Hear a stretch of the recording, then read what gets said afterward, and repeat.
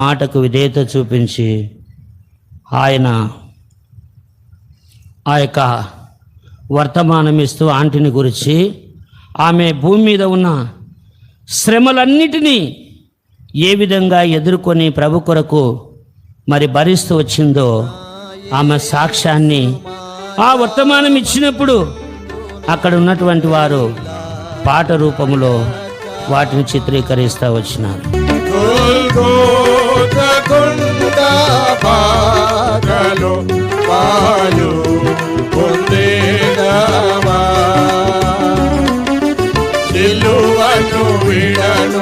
సిలువను విడను సిలువా